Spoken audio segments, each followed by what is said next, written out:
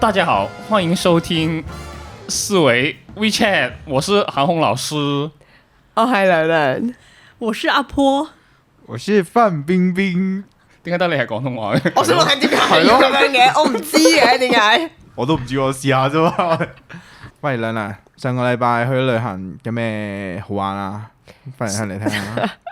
咁啱上個禮拜去台灣係真係有啲嘢爆嘅。咁話說你都知我通常去親台灣都係火野生活㗎。咁咧嗰次啦，咁就同個 friend 諗住 pre-drink 嘅。咁我哋就去咗間吧度啦。咁就識咗一個台灣男仔。咁我哋咩都冇發生嘅。咁之後玩咗一晚啦。咁第二日佢就係 IGDM 我。咁啊同我傾偈咁樣，傾下佢突然間咧就同我講叫我唔使理個女仔 block 咗佢就得，我就拗晒頭，佢講乜嘢啊？跟住之後啦，我就真係開始睇啦，就發現有個女仔 DM 我，跟住就問我同個男仔點識嘅，然後咧咁我冇覆到啦，我就問佢咩料啊咁樣嗰啲啦，跟住咧個男仔同我講呢個係佢 ex 嚟嘅，咁只不過佢哋已經互相冇 follow 好耐㗎啦。亦都分咗手好耐㗎啦，但係條女咧就係類似變態情人嗰種，就 keep 住係咁揾佢啊、恐嚇佢啊、性啊、跟蹤佢啊，即係會報佢啊嗰啲啦。咁佢就亦都唔知條女有咩方法，突然間知道佢 follow 咗我同我 friend， 即係互相 follow 咗咁樣啦。佢唔係就係揾我，佢都有揾我個 friend， 就係咁喺佢啲相下面度 comment 啦。係咁喺度轟炸佢啊！你同佢點識啊？噼里呱啦啦，佢大約就係咁喺我 IG DM 我啦，因為我 IG private 㗎嘛，佢去咗我 Threads 度，係之前可能我同啲 friend 有啲傾偈對答嗰啲，佢就 keep 住喺下面 comment。你叫人哋封鎖我冇用過，佢踢條仔，跟住然後話跑夜店咁樣，又跟住佢直情係講埋話佢之前有咗幫條仔落 BB 啊嗰啲，即係總之係咁踩條仔啦。跟住之後咧，咁我 block 咗佢啦。佢直情揾埋我啲貓貓嘅 IG，直情係咁喺下面 comment 覆我，佢係咁叫我覆佢咯。問你哋點識㗎？乜乜乜乜咁啊！我完全冇理佢咯。但係我嗰下我係有啲無奈，我會覺得搞咩啊？即係我係 expect 如果佢再有方法揾到我嘅話，我應該會直接串佢咯。我就係中意佢，咁點啊？你想點啊？係咪先？你吹多個脹咩？你喺度一輪嘴喺度問我哋，其實冇意思嘅喎。但我發現咗一個台灣現象嘅就係幾多女仔都係咁恐怖情人咯。即係我係有 friend 同個台灣女仔一齊啦，然後佢係嗰啲咧條女咧攞把刀含住佢條頸，問佢你係咪最中意我？你係會唔會離開我？你有幾中意我？嗰啲咯，即係飲咗發喺咩情況下咁？即係飲醉酒，飲醉酒啫。佢哋翻到屋企無啦啦，咻一聲拎起把刀，你係咪最中意我？你有冇其他女仔？幾多歲啊？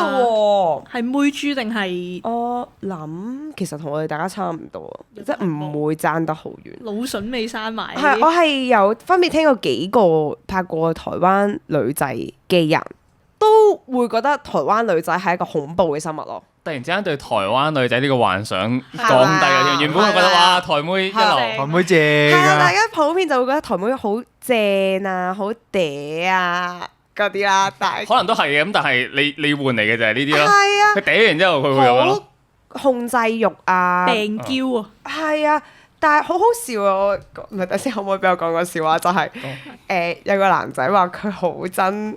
好唔係好真嘅，好麻麻地台灣女仔，特別係佢哋嗰啲講嘢方式。我問點解，佢話佢有次同個台妹講，我好肚餓。你知唔知個台妹答咩啊？係真的假的？個男仔佢好燥啊！我好肚餓，我同你講，即係好肚餓，我先會同你講啊嘛。你問我真的假的，我假的同你講嚟做咩咧？我就係真嘅先同你講嘅啫嘛。情趣嚟啫，冇啦。但我覺得好好笑喎！我好肚餓，真的假的？好眼瞓，真的假的？什麼東西？好好笑啊！呢樣嘢。咁個男仔處理好多件事未啊？其實佢冇得好好處理，因為佢話其實已經個女仔困擾咗佢好耐。隔咗幾耐？即係維持咗幾耐？大概都半年以上，即係佢直情係講到咧係條女喺佢屋企附近等佢啊，喺佢公司樓下嗰啲附近報佢啊。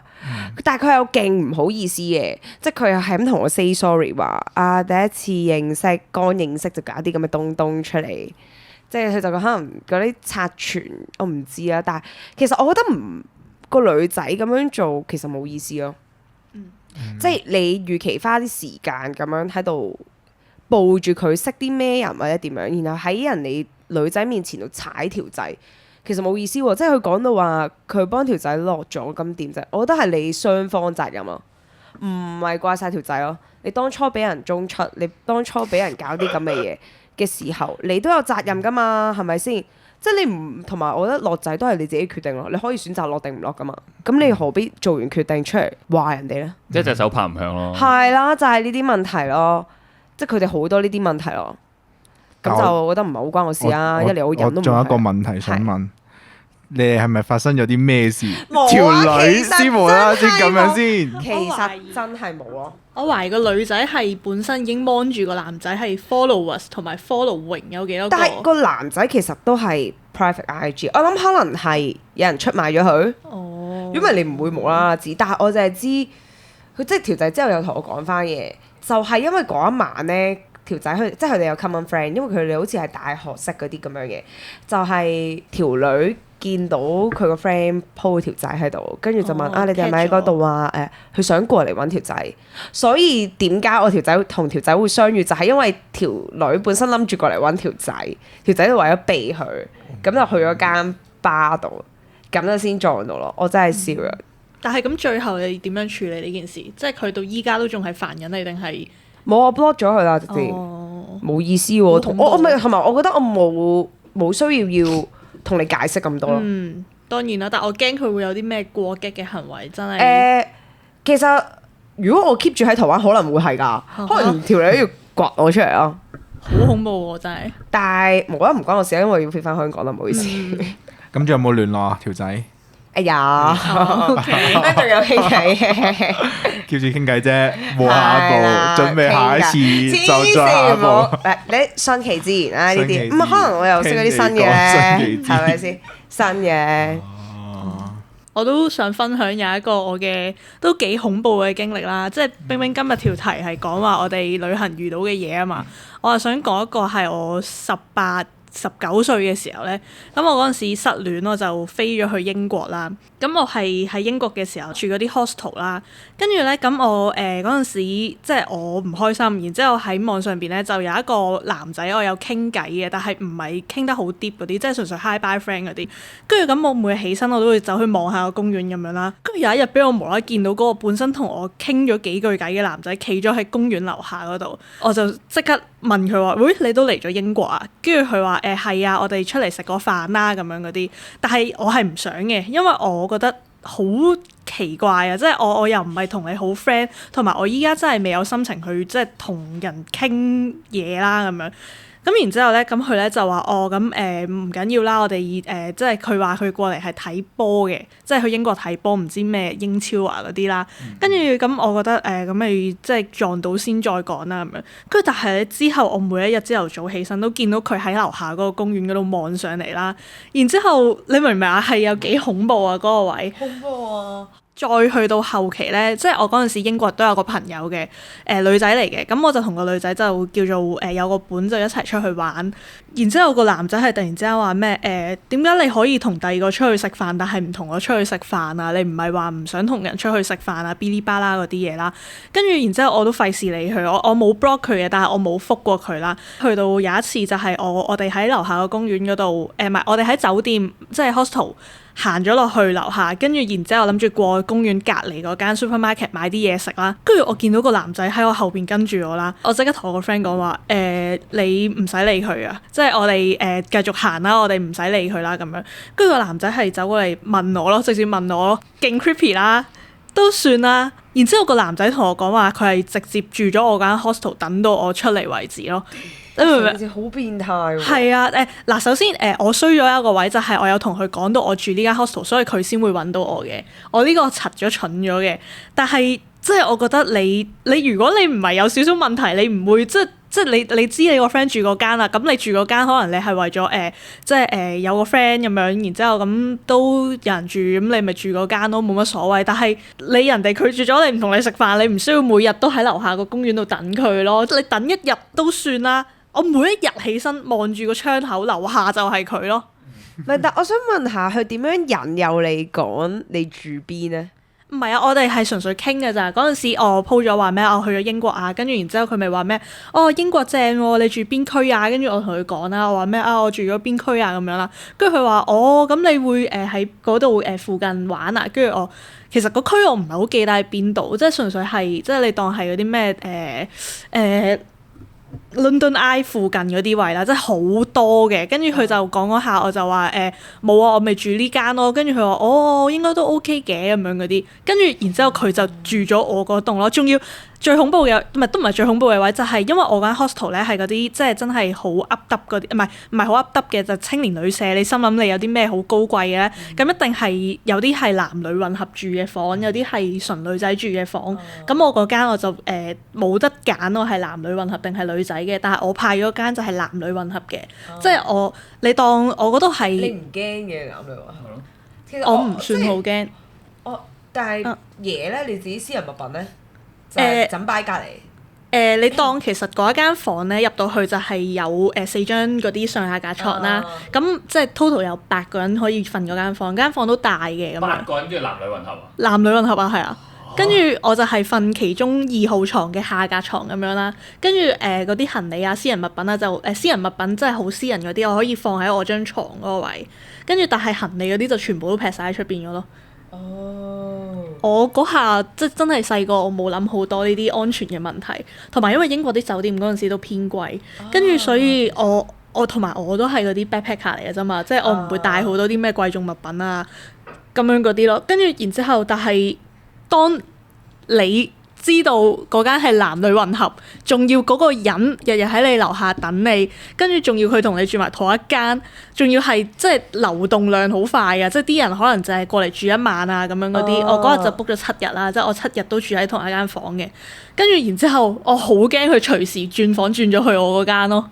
真係會啊，就係好難預喎。咁如果係佢真係轉咗去你間房，你會點啊？我都申請轉房咯，即係為咗避佢啊！同埋咧，即係我個 hostel 咧個地下室地牢咧有個地牢位係大家類似一個係幫你煮飯咁樣嘅地方啦，我都唔敢去咯。咩洗衣房嗰啲我全部唔敢去咯，因為我好驚喺呢啲公眾嘅地方會撞到佢。正常啊，正常。但係嗰陣時有冇諗過轉第二間？冇啊！嗰下真係未，同埋你當我係去到第3、4日嘅時候佢先到咁樣，跟住然之後佢就喺樓下等咗我3、4日咁樣啦。跟住因為我嗰陣時去完英國，我下一轉就係去法國定唔知荷蘭，同埋我個 friend 一齊去嘅，咁所以我就覺得忍埋呢幾日咁樣咯。跟住但係真係每一日都好煎熬。咁之後你個 friend 但係冇同你一齊喺英國咩？即係冇一齊住都冇。佢同我住同一間 hostel 嘅。哦，咁呢個個盤都好啲嘅。但係我哋唔係同一間房，因為我個 friend 係早我少少去嘅。哦。我哋唔係一齊 book 㗎。咁唔緊要啦，有咩事起碼都可以去揾咗個 friend 先啦，起碼。不過呢個真係建議各位女仔，如果真係出去冇咩事都唔好同人講話你住邊間酒店嗰啲咯。住邊區咪算咯。係咯，即係咁大，冇理由咁都撞得中。其實如果唔係好熟嘅話，根本就冇必要問到你住邊一等咯。係，即係當然你嗰陣時冇諗咁多嘅，但係其實你而家諗翻係怪嘅。你 friend 都唔介意講，可能你下次去都可以，即係喂，我今次住完幾好喎，你下次去住咁可以住翻同一間。我本身我個腦就係諗緊呢樣嘢。或者如果你 expect 可能都真係會約出去玩下嘅話，都冇乜所謂。但係如果冇呢個打算嘅話，即係其實冇咁樣嘅需要咯，我覺得。我純粹冇去諗呢個，因為我本身同佢傾，我一路都唔覺得佢係有問題嘅人咯。即係我唔係 expect 佢係一個變態佬或者一個恐怖嘅人，即係純粹係當一個 friend。你當我平時咁樣可能同冰冰傾偈咁，我咪同你講下話我去日本啊，跟住然之後住邊間酒店啊咁樣嗰啲咯。即係我應該你唔問我都唔會主動同你講我住邊間酒店，即係講住邊區。咁但係我冇 expect 到就係。即係冰冰知道我住咗邊間酒店之後，佢喺嗰間酒店樓下等我咯，仲要等咗咁多日咯。好驚咯，好驚啊！見到冰冰好驚啊！就係咁咯。但係個男仔咧，你係齋純傾偈，未見過面嘅之前都。見過面嘅，我哋係即係你當我嗰陣時啱啱中學畢業冇幾耐啊嘛，18、19歲，我係中學嘅時候參加嗰啲即係活動識嘅一個男仔，個男仔已經30幾歲㗎啦，即係一個成年人嚟嘅，係啦，即係你當佢係嗰陣時嘅一個導師咁樣咯，即係我玩活動嘅一個導師咁樣咯。仲恐怖啊！你講咗佢30幾歲喎。咁翻到嚟香港，佢仲有冇騷擾你啊？或者揾你咁樣？其實我離開咗英國之後咧，佢有揾多我一次嘅，跟住但係我嗰一次我就即係我 keep 住都冇覆佢啦。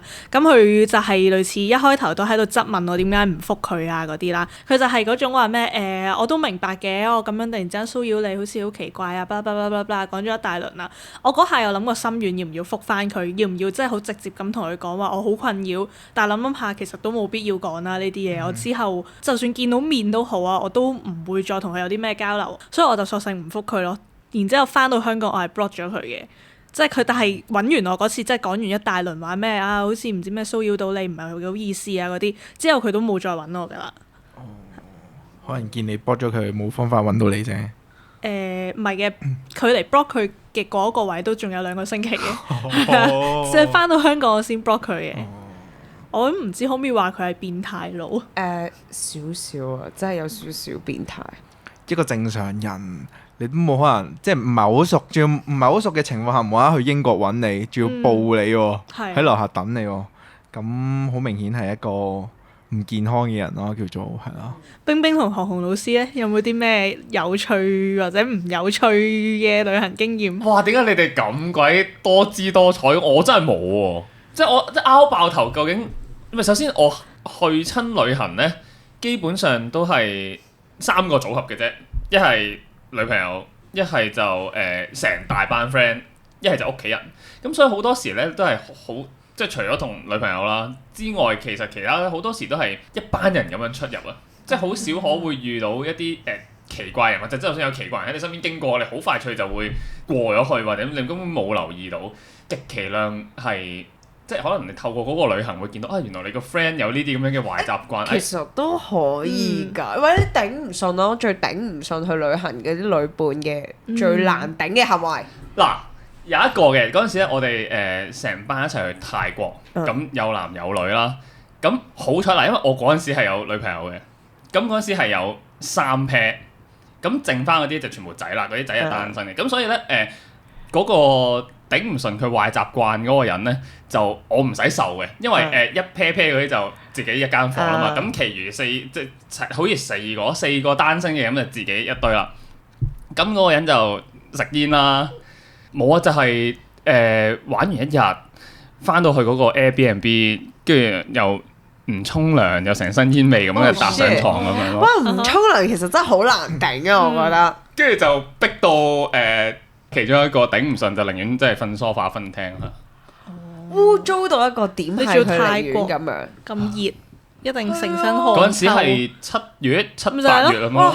就算唔係你都，我想問佢頭油唔油啊？每日睇落去。冇留意。喂，即係其實你男仔正常係瞓醒都要洗下啦，個頭又唔沖涼，有陣汗味，啲臭男人味應該出撚晒咯。唔係，其實本身已經係少少鉗嘅你，因為點解你會同 Cam 撚去旅行？因為咧嗰個其實係一個我哋嗰陣時 high dip 就做緊 FYP，完咗之後咧就諗住成 team 人一齊去個旅行咁樣。咁但係其實咧喺嗰個 FYP 都已經有啲嘢不和啦。咁但係就面和心不和嗰隻啦。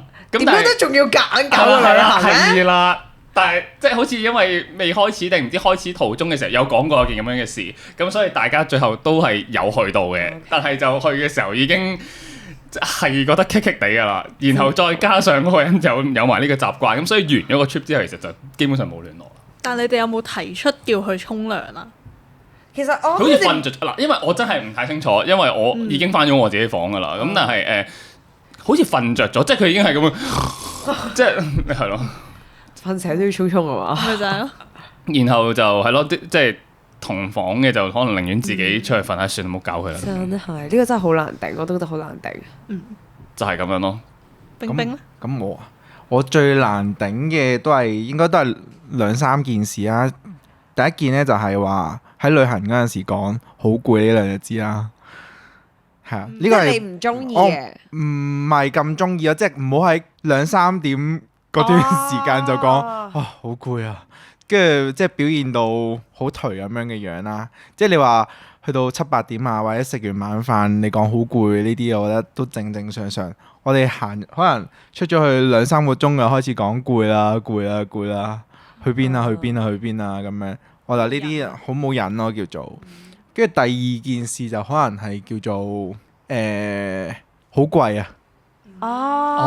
我都麻麻地呢啲，即係雖然即係第一次去咗，對方講話好攰嘅話，應該我之後就唔會再同佢去旅行咁樣㗎，係啊。咁你係咪唔會窮遊㗎？我即係去旅行之前講定咯，即係我哋話呢個 trip 係有幾多就使幾多咁樣咯，係即係跟住窮遊就自己講定先咯，咁樣就大家有心理準備啊嘛，咁就有一次就係咯，有啲 friend 就咩都話貴啊貴啊貴啊咁樣之類嗰啲就少少冇癮啦，即係可能哇咁貴唔玩啦，咁貴啊唔買啦，咁樣類似呢啲咁貴唔食啦，類似呢啲咯。咁樣真係好冇癮咯，好冇癮嚇。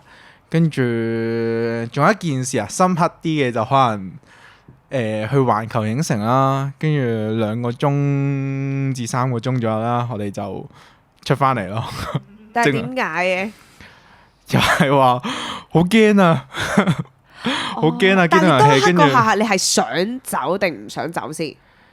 咁我係一個比較冇所謂團體生活嘅，即係去旅行比較團體咁當刻梗係佢話走，梗係一齊走啊！即係冇理由我自己留喺個環球影城啊嘛。咁我哋但其實你嘅內心底係想留低嘅。咁當然係咁你起碼留到去夜晚睇燈定係煙花噶嘛？又好似都有，係啊。咁都好啊！即係我哋可能12點去，跟住2點零3點就出翻嚟咯。我哋食基本上仲要食，我哋喺入邊計埋食幾嘅時間，可能1個鐘咁樣。哇！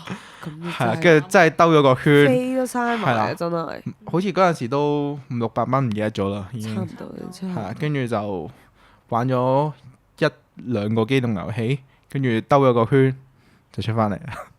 跟住夜晚我記得好似自己買嘢食，即係喺個 Airbnb 嗰度煮嘢食咯。係啊。雖然嗰陣時係後生，好似19-18歲嗰陣時，咁都諗翻我覺得都正常嘅。我覺得窮遊又或者即係我自己可能如果話我覺得嗰樣嘢我 afford 唔起嘅話，但係我啲 friend 想去，我會話我會同你一齊去，但係可能我哋嗌個餐我咪嗌平啲。咁但係如果你真係好想食嗰樣嘢，即係例如我自己係唔係好食魚生之類嗰啲嘢，或者我唔係好食生嘢啊，好多嘢我都唔食嘅。但係咁即係例如你去嗰個地方係盛產呢樣嘢嘅話，咁冇理由因為你自己唔食而你叫你個 friend 唔同你一齊去食噶嘛。即係所以我會覺得呢啲走咯，大家遷就咯。咁點啊？你就會自己去食第二間？我睇下佢 O 唔 OK 先。咁當然即係如果例如佢話好想食嗰個魚生飯，但係我知道裏邊一件熟食都冇嘅話，咁我會選擇我同佢照嗌魚生飯，跟住我俾晒啲魚生佢，我食飯咯。咁但係下次你下次我要同你去食魚生飯先，跟住帶佢食魚生飯，食魚生飯，啲生嘢俾晒大家。我唔知女仔點諗啦，但係即係我中學畢業嘅時候，又係同成班全男仔咁樣去咗日本咧。我哋係完全唔 care 嗰啲咩分開行，即係譬如我哋有一日有個行程係去動物園，有一個真係好唔想去動物園，佢話要行秋葉原，咁咪自己走咗去咯。我冇人有 hard feeling 㗎。我都冇乜所謂。其實我覺得咁樣先係最舒服咯，唔需要下下大家就大家你想食嘅，我唔想食嘅，咁樣分開食咯。即係大家唔一定咁 hard，一定要全部10個24小時 stay 喺同一個空間咯。你總有你啱行嘅嘢，我有我唔想行嘅嘢，咁點解要嘥時間？大家都係去緊旅行，係咪先？我覺得咁樣反而係最好啊，分開。既然講到呢度，不如大家講下旅行遇到最唔中意嘅旅伴啦，即係啱可能冰冰講嗰種就係好冇情緒價值嘅，好自私嘅嗰種。咁你哋會唔會有啲咩係好唔中意同呢一類人去旅行？我唔中意同好魔嘅人去旅行。日日要等佢嗰種，即係之前就係試過啦，喺泰國又係一紮人嘅，咁因為我即係作為一個女仔，我覺得整嘢我算係好快，我已經好晏起身啦，然後跟住人哋仲要已經同我講話啊，佢已經化緊妝，我先開始起身。我化完妝，我喺樓下坐啦已經。佢話佢夾緊頭，OK 夾緊頭。我下面坐咗1個鐘咯，都男人喺隔離篤緊波，有個喺度坐，我哋戇鳩鳩咁樣喺度望住部電視，然後等咗佢1個鐘。咩頭夾咁撚耐咧？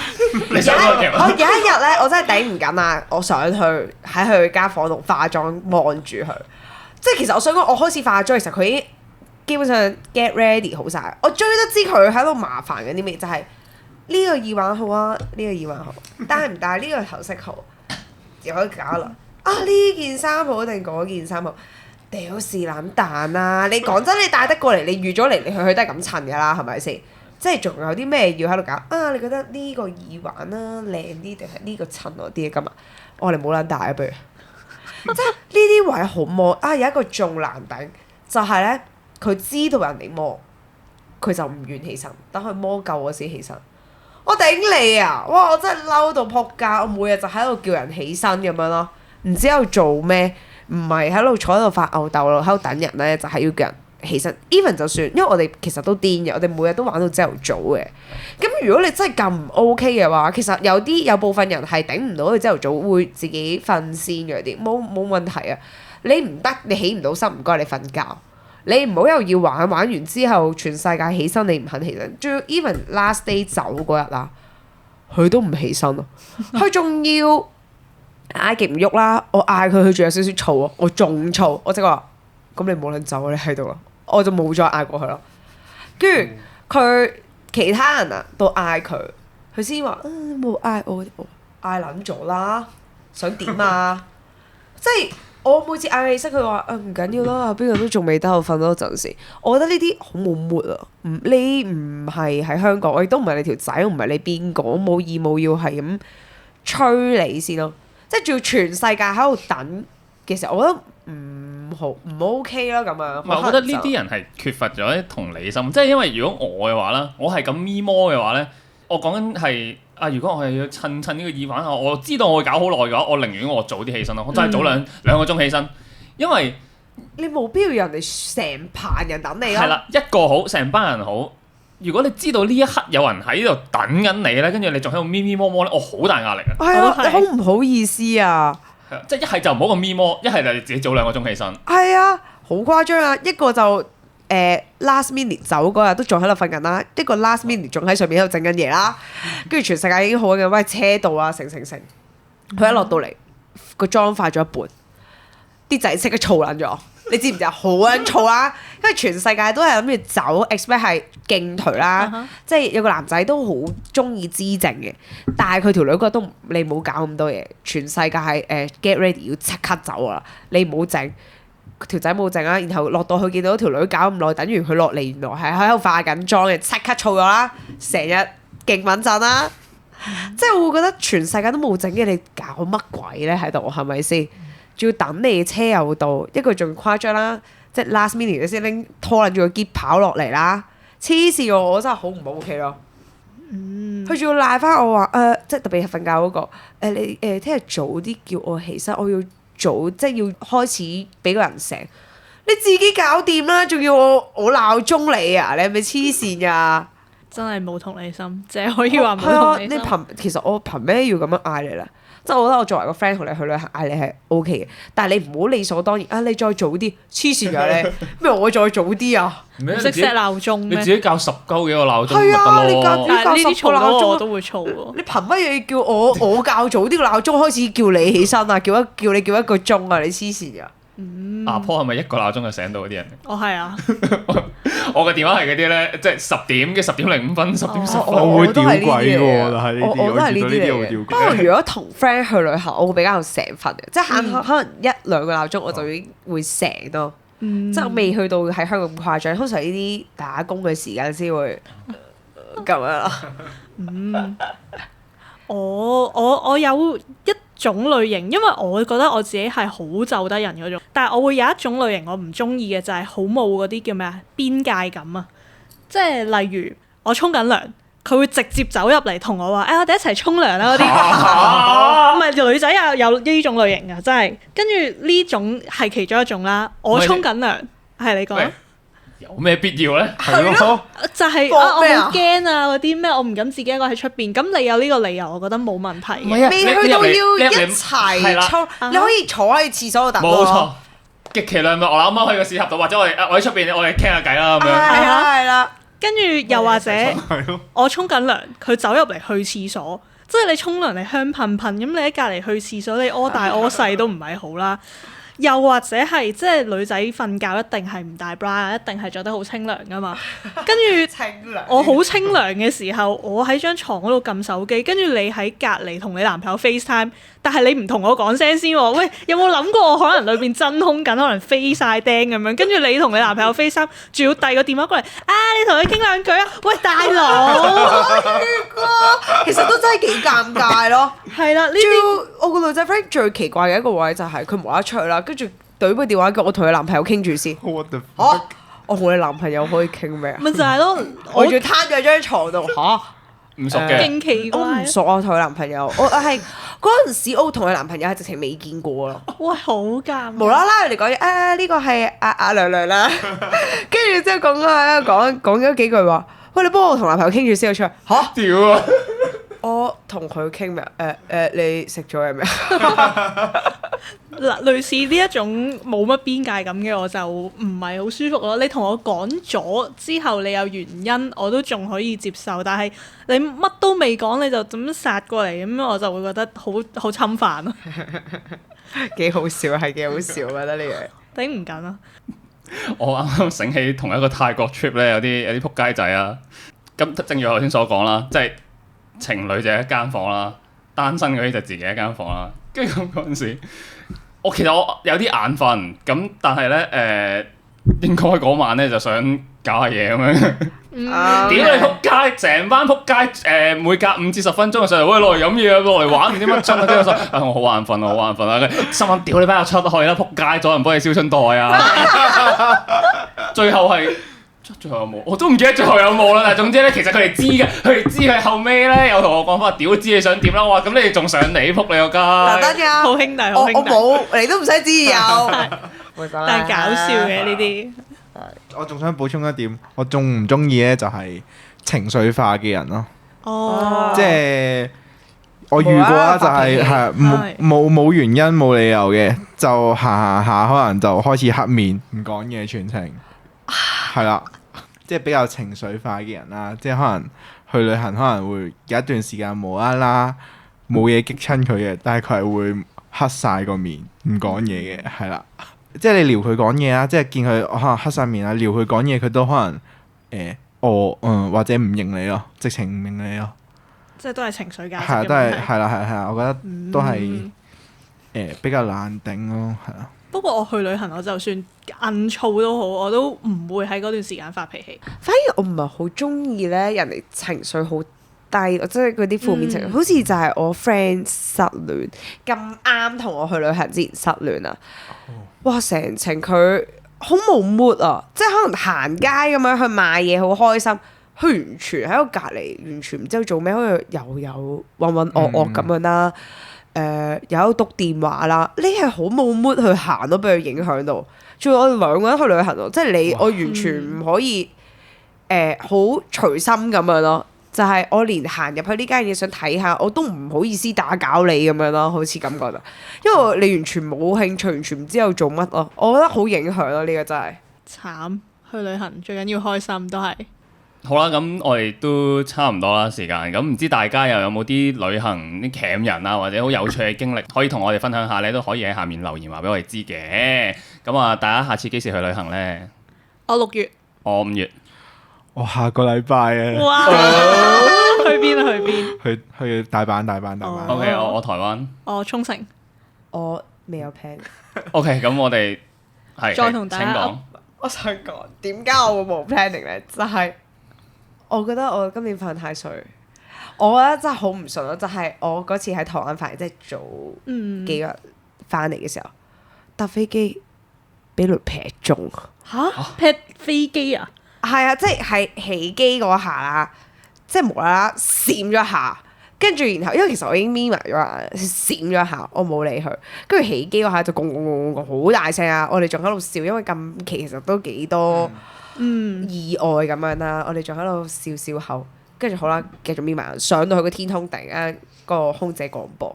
啱啱咧機師都稍前有講過，就係我哋架機咧俾雷劈中咗。不過機師話就應該唔影響我哋安全翻到香港嘅，咁所以大家都唔使咁擔心。其實你唔好講出嚟啦，我好撚擔心啊！你講完之後劈中啊，大佬個引擎着火。